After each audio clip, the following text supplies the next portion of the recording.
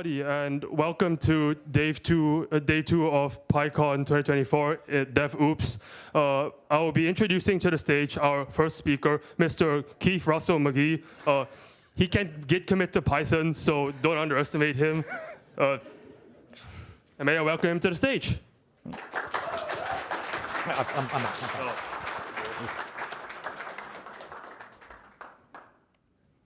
Hi.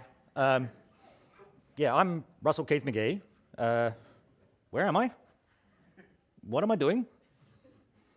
Just so for your benefit, I am a member of the CPython core team, and I'm a principal engineer in the open source group at Anaconda. To be clear, not the camping store, the Python data science and AI company. They pay for me to be here, wherever here is. So I'd like to thank them for that support. They also support the Python open source ecosystem more broadly by providing direct financial support to organizations like NumFocus and by employing developers to work full-time on open source projects. Projects like Jupyter and Number and the open source project that I founded, Beware. For those who haven't come across it before, Beware is not a single product or library or tool. It is a collection of open source tools and libraries for creating native user interfaces in Python for desktop, but also for iOS, for Android, for single-page web apps, and for console. Each tool in the suite solves one specific part of the overall problem of writing a GUI app in Python and distributing that app to other people on various platforms. Anaconda supports Beware to ensure that Python remains a viable programming language on the platforms that people are increasingly using as part of their day-to-day computing life, phones, tablets, and so on. However, it is important to know that Beware is not an Anaconda product or anything like that. It is a fully open source project with independent governance and funding. I just happen to be paid by Anaconda to work on it full-time. All right, so that helps you know who I am. But I still don't know where I am or what I'm doing. But it does sound like I might have enough pieces to answer those questions myself. If I could build a phone app with Python that uses the phone's hardware to get a GPS read, I'll know where I am. And if I take a photo, then I'll know what I'm doing. Excellent, we have a plan. Okay, I am going to use Beware. To build an app for a phone in Python, I'm going to need two pieces of the Beware suite. The first is Toga. Toga is Beware's cross-platform GUI toolkit. It lets you use a single code base to write a GUI application that can target multiple platforms. And on each of those platforms, you get a native user interface. On Android, it will look like an Android app. On iOS, it will look like an iOS app, and so on. It isn't just cosmetic appearance either. The apps actually are native. Toga abstracts the native system widgets and capabilities, providing a common Pythonic API to build the apps. It also means you inherit all of the native capabilities of those platforms. So, for example, things like accessibility affordances, like screen readers and adaptive font sizes, just work out of the box.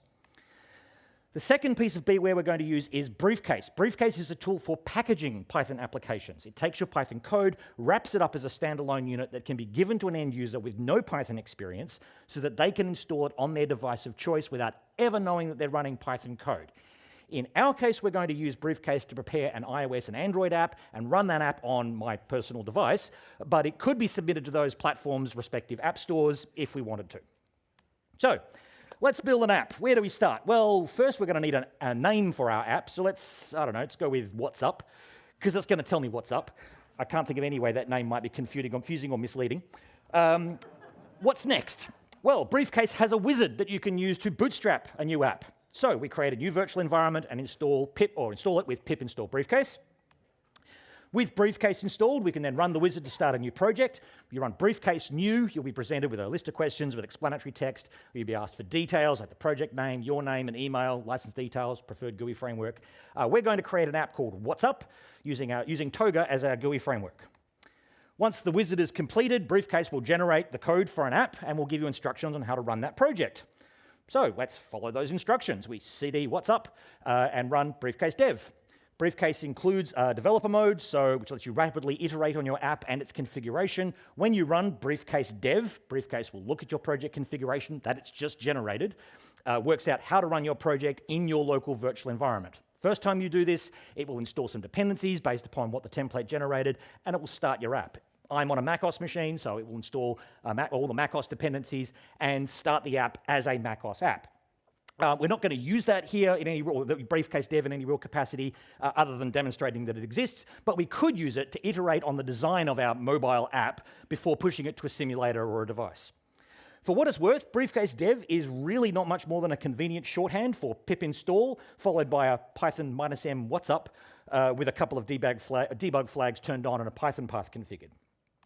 And if all you've got is the content generated by the wizard, at this point what you'll see is a working app. It'll be an empty window, but it will be a working app.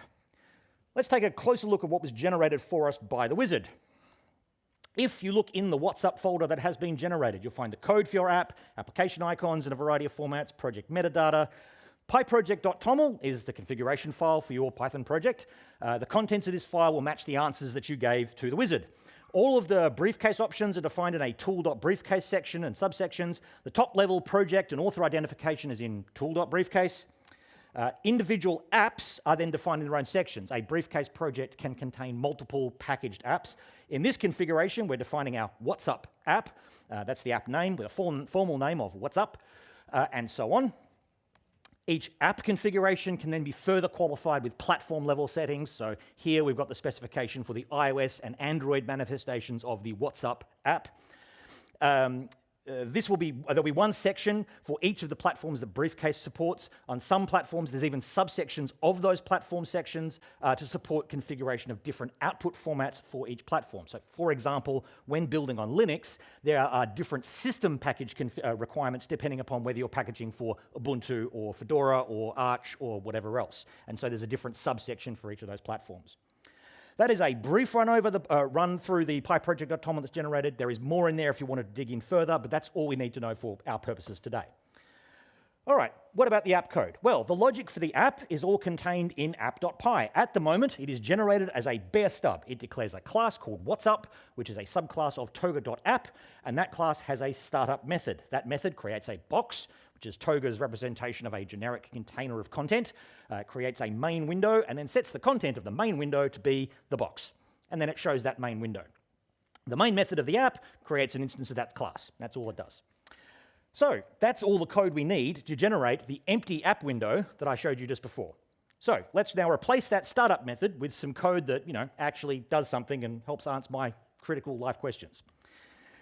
We need our app to do two things. It needs to tell me where I am and tell me what I'm doing. So let's set up an app with two tabs, one for each piece of functionality. Toga's tab widget is called an option container, so let's create an option container widget that has 2 pages of content, 2 option items, one labeled where and one labeled what. Each of those pieces of content is itself a box, the details of those to come, but we'll set up the main window's content to be that container, the option container, rather than the empty box. Then we need to put some content into those boxes. So let's tackle the where first. The best way to show where you are is with a map, so let's add one of those. And we're going to need some way to trigger a GPS read, so let's add a button as well, and when we press the button, it'll go and ask the GPS for a location. We'll create those 2 widgets, a map view and a button, and we add them to the where box. Toga lets you set the style of each widget using a subset of CSS called pack that implements the CSS3 flexbox algorithm. So here we tell Toga that the where box is a column box, so all of its children are stacked vertically, and the map widget itself is flexible, so it will expand to consume all the available vertical space, and the button has some padding around the outside of it. We create both those widgets, then add them to the where box. That's our layout done. The map widget is assigned as an attribute of the app itself. It means we're able to reference it later. The button has an on-press handler, so when that button is pressed, the app can respond by doing something. What's it going to do? Well, whenever the button is pressed, we want to get the current location of the device and zoom the map to that location. Location services on mobile phones and on laptops that have location services are governed by platform permission. So we can't just get the location. You actually need to make sure you have permission to get the location first. So we request permission from the app's location service. The location service is a hardware feature that Toga has wrapped with a cross-platform API. Asking for permissions will check if the user has previously granted permissions to the app. If they have, that call will be a no-op. It'll just return straight away. If they haven't, a dialog requesting permission will be displayed to the user, which the user can then say, yes, it's okay to or get the location this once or whenever I'm using this app. If the user has previously rejected permission, or they reject permission this time, the request will fail and raise an exception, which you can then catch. And in this case, we're going to show a dialog to the user and say, oh, no, I can't get your location. But if it succeeds, then we can ask the location service for a once-off location ping. That will return the location in a latitude, longitude, which we can then set as the location, the center location of the map. We can also set the zoom level of the map at the same time, and we're done. There is actually another exception that could be raised here, not implemented. Toga currently has a map view on all desktop platforms and mobile platforms, but it only implements location services on macOS, iOS, and Android. So you can't currently get a GPS read on your Windows laptop or your Linux machine. We'd love to fill that gap, though. If you know how to do that with GTK or WinForms, get in touch. Hey, look, there's sprints on Monday. We could also, in this API, turn on continuous location tracking, which would also work in the background, so you'll get a little background ping calling a bunch of code whenever it's in the background. Or you could drop a map pin to say, hey, this is where I was right now, put some details on that map pin. It is also worth noting that this button event handler is an asynchronous method, an asynchronous coroutine. It is declared async def. Toga will let you use any function or coroutine as an event handler, and Toga fully integrates Python's async IO event loop with the native platform's GUI event loop for whatever platform it's currently on. Why does that matter? Well, no matter the GUI framework, no matter the platform, a GUI app basically boils down to a loop. That loop is essentially while not quit, process events, redraw. That's pseudocode, not any platform's actual literal API, but honestly, it's not that far from the actual literal API of almost every platform. Every time you click on a button or type a character or drag the corner of a window to resize it, that's an event in the language of a GUI framework. And the app code will respond to each of those events in turn, causing changes in the state of the app. Those changes in state are then reflected in the appearance of the app the next time it is drawn. The important detail, when the app is redrawing, it's not processing events. And when it's processing events, it's not redrawing. If you have ever seen an app beach ball, this is what is happening. Your app is trying to process an event, and it's taking too long, for whatever too long means. Because it hasn't redrawn in a while, the operating system says, hang on, something's not quite right here, and gives you an indicator that the reason I'm not refreshing is because I'm locked up doing some other work, and you haven't released control back to the GUI loop for me to redraw. In our case, we are asking the GPS for a location. That can take a couple of seconds to complete, and we don't want the app to lock up in the meantime. So the location APIs in Toga are all asynchronous, which then requires that we use an asynchronous handler for our button. We request that we want a location, and we await the result. And while we're waiting, the app can continue to redraw. The await literally hands control back to the GUI event loop, says, let me know when you're done, and then I'll resume where I was. There's two other changes we need to make to our app, this time to the project configuration. As an app, we can't just ask for permissions. We need to pre-declare that we might ask for permissions. That pre-declaration is what lets app stores describe what capabilities an app might ask for when it's running. Briefcase has a cross-platform representation for common permissions that relate to location services and camera access and microphone access, a couple of others. But there is also a mechanism for adding platform-specific permissions if you need to go further or add specific overrides. In this case, we are just asking for permission to know the coarse and fine-grained location of the device. Not all platforms differentiate between those two, but Briefcase will let you specify both and interpret those values as best it can for any given platform. The values provided for the permissions are the text that might be displayed to the user to explain why location access is required. The text that I've used here is not a good example in practice. On macOS and iOS, for example, the text will be part of the tech app approval process, and your app might be rejected if it is not sufficiently illuminating in the eyes of whatever reviewer this falls on the desk of. I am only going to be deploying the app to my own device, so it's not as critical that I get this right, but it's worth keeping in mind that you do need to actually put some thought into these messages. One last change. On macOS and iOS, MapView is available natively. It's just there on the device. But on Android, we need to add a third-party Android package for OpenStreetMap. This is added as a Gradle dependency. The Android build process will manage downloading the Maven package in the same way that pip would download a PyPI package. So in the Android configuration of our WhatsApp app, we add a Gradle dependency for OS Android, which is the package, the OpenStreetMap package that we're going to use. All right, so that will answer where I am. What about finding out what I'm doing? Well, when we set up the option container, we had a second box for what, so let's populate the what box. To work out what I'm doing, let's use a photo. We need to be able to display a photo and press a button to trigger taking a new photo. The basic structure of the what box is pretty similar to what was in the where box. There is an image view instead of a map view. It is set to display a default image, something that's there to fill the space when we haven't actually taken a photo yet. We need to make sure that image, that default image, is actually included in our app. We'll come back to that. As far as sizing goes, the image will be 300 CSS pixels wide. That's adaptive to the display densities and whatever on various devices. The button will invoke the take photo handler when it's pressed, and that'll have some padding around it as well.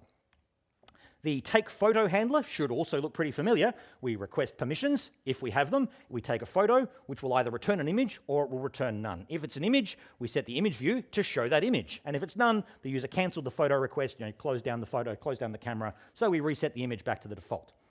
Again, we don't have permissions, we show a dialog, and again, there should also be some not implemented handling here because Windows and Linux doesn't currently have an implementation of camera hardware. Again, hey, there's sprints on Monday. As with the location service permissions, we also need to register that we intend to ask for permission to use the camera. Again, Briefcase has a cross-platform representation of camera permissions, so we ask for that permission and add it to the declaration of that list of permissions. One last detail, our image view is going to start with a default image, so we'd better provide that image as a resource in our app.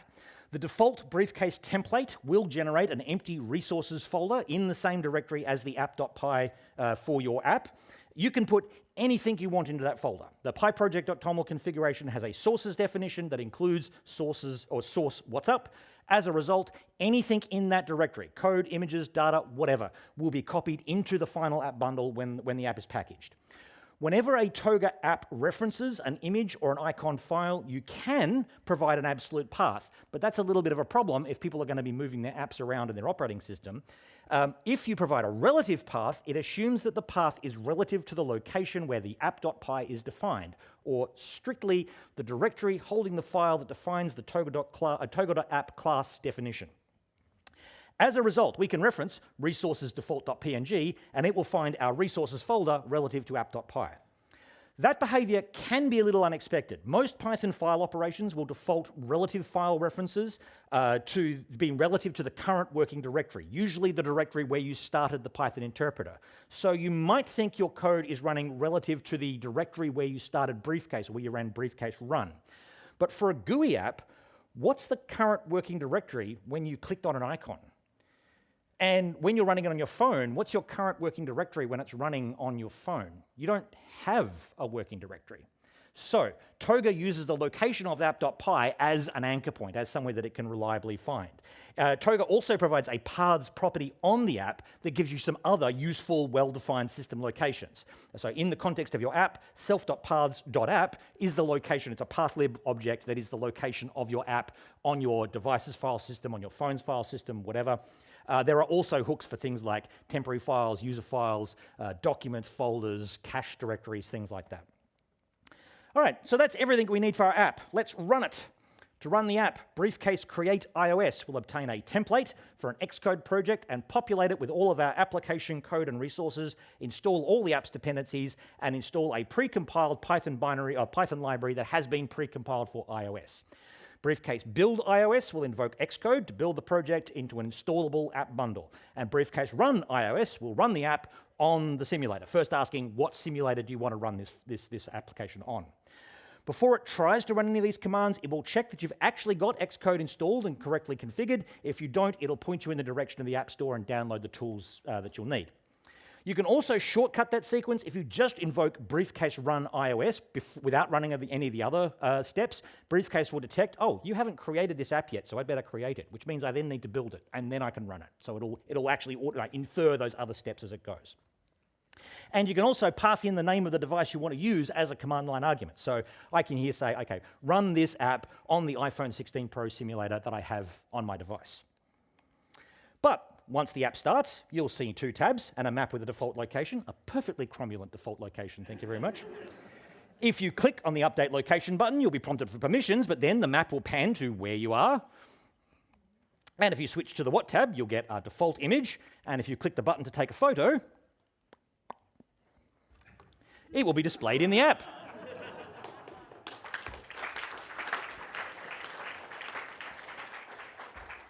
To run the app on Android, the commands are almost identical, substituting Android for iOS. So briefcase create Android, briefcase build Android, then briefcase run Android, or you can jump directly to briefcase run Android, passing in the identifier for a known simulator.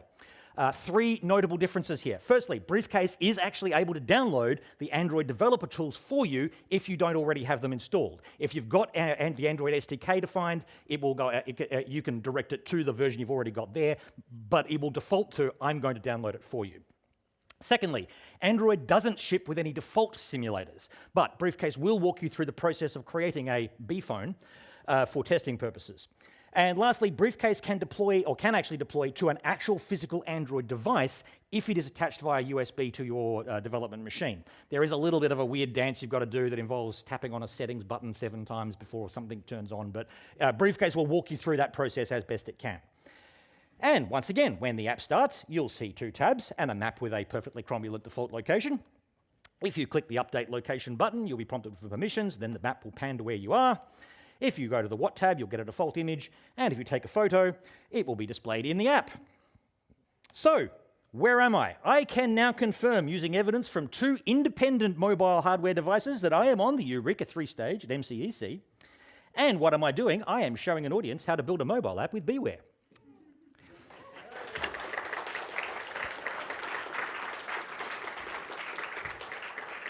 Well, I'm glad we finally got that sorted. So, what details have I left out here? Well, first off, I have mentioned that you can deploy to an Android physical device from Briefcase. You can't currently do that on iOS from the command line. You can deploy to a physical device, but you need to use Briefcase Open iOS to open the Xcode project, set some code signing settings, and then select a physical device in the Xcode GUI. It is technically possible to do this from the command line, and we know most of what is required to make that happen. We just need someone, or I need to find the spare time to sort out the details and wrap them up as a process or as a procedure inside Briefcase. Hey, sprints are coming up Monday. Second, I showed a screenshot of the simulator with photos taken live on stage. Honest, yes, really, true, they were.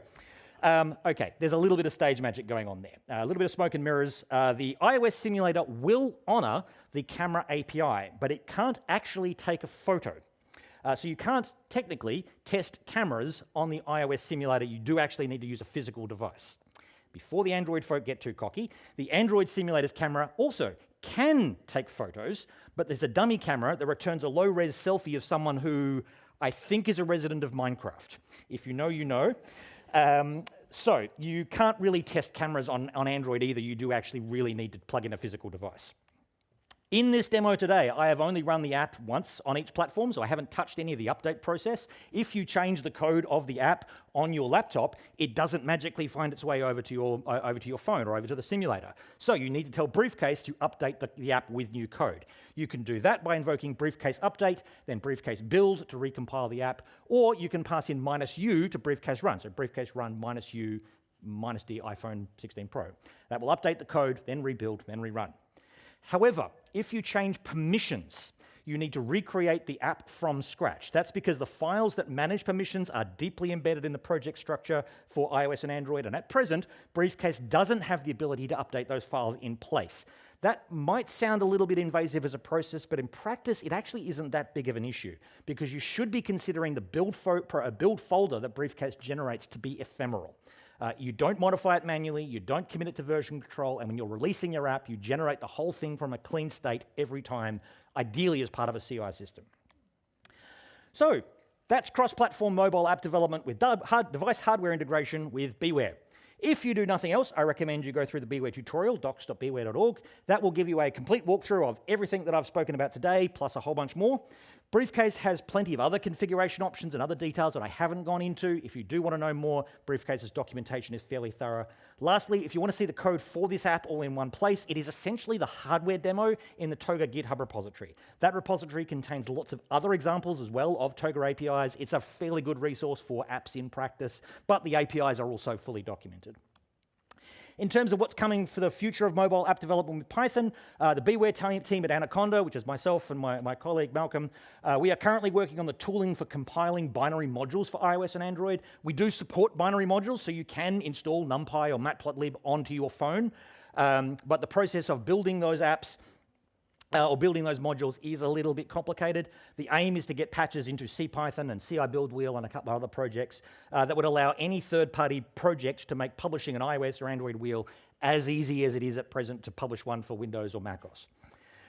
We've got an initial PR to do this. We're currently testing that it works with a bunch of projects, so watch this space. We also want to add more hardware integrations to Toga, accelerometers, playing, recording sound, recording and playing video, Bluetooth integration, they're all on the to-do list. We want to add more widgets to Toga, in particular table and tree widgets for mobile and better controls for top-level app navigation and organization. And lastly, Toga has a web backend, but it's currently very much a prototype. The same is also true of our console backend. We want to get those a lot closer to being a viable platform for app development. If you like what you've seen here, you'd like to support the Beware project, you can join the project as a financial member. You can also back me on GitHub sponsors. The income that we use is used to cover stickers and hosting and things like that.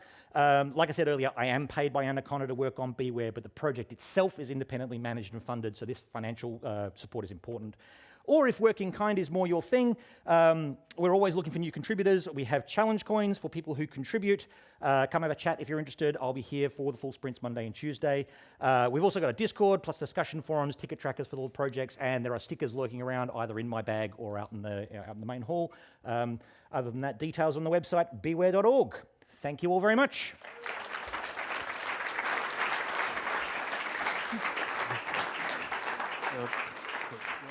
Okay. Oh, it's here. Yeah. Let's ask me. Thank you very much for the insightful talk, Mr. Magee. I would now like to open the stage for questions.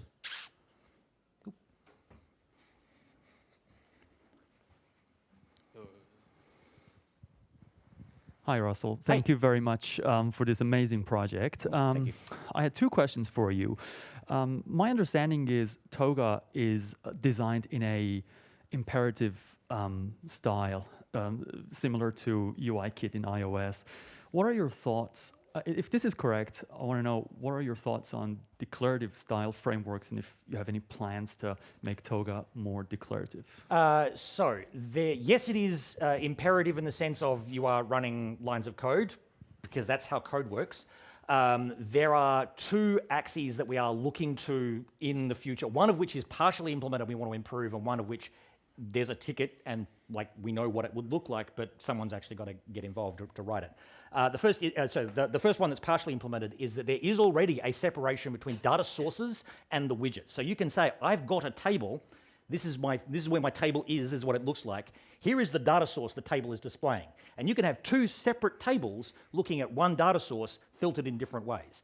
That is a lot closer to sort of the reactive kind of thing where you've got, here is my data, here is my my display, model view controller in the sort of the literal sense. Some widgets support it, not all of them do. We want to work on that. The other is a recurring question that comes up is, can we have a markup language to describe this GUI instead of having to write literal lines of code? Sure. It's not hard to build a XML to here is a widget tree, because the widget tree you're building literally is HTML. It's HTML that tastes like Toga, but it's a tree-based data structure you can map from one to the other without a whole lot of trouble. I have written a version of it that is, woefully feature incomplete, but like 100 lines of code, you can write XML or JSON to widget set. It's entirely doable. Fleshing that out into a full specification is another thing. That also might lead into GUI builders and whatnot. So here is an XML document that describes what my GUI looks like. Load that into my app. Hey, look, my app looks like what the GUI builder said. Both of those are on our radar. All right. Thank you for coming to PyCon to speak. I would like to present to you this mug. Thank you. For speakers. Thank you.